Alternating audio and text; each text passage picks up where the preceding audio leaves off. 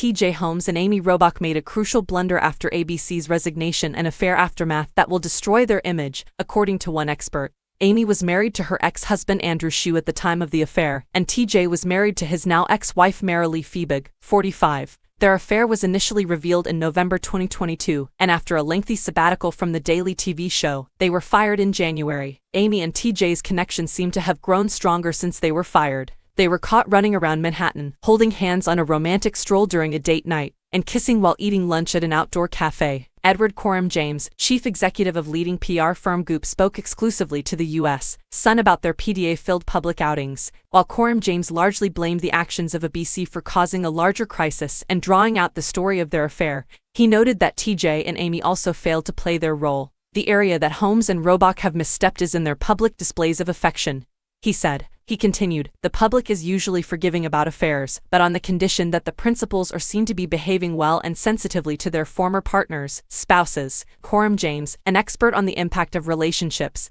stated that the ultimate disclosure of such a relationship can often be a huge relief. Those lies and the sneaking around can weigh heavy and take an emotional toll, he explained. According to the public relations expert, while TJ and Amy may feel stronger than ever and connected in the midst of the crisis, they should have avoided the urge to embrace their open relationship right away. Coram James said, there's often the temptation to publicly flaunt the new relationship in that phase, out of relief that they can, as well as a sense of camaraderie with their new partner. But this never plays well. It gives the press more ammunition, gives the public a reason to judge their behavior, and a visual cue by which to hit home the effect that this might be having on the former spouses. He added if his firm had been representing the former anchors, they would have been told to keep a low profile for a while. If we were representing them, we would have told them, in no uncertain terms, to keep a lid on any public displays of affection for 6 months after the story broke, he said. The PR expert also blamed ABC for worsening the sense of scandal by letting the pair go. He called such a reaction a common mistake where employers go on the defensive and try to distance themselves from the principal, seeing this as the best way to protect themselves. However, this rarely works, he said, adding, by parting ways, the network and the principals are again lending credibility to the idea that there's a crisis and inflating the level of crisis.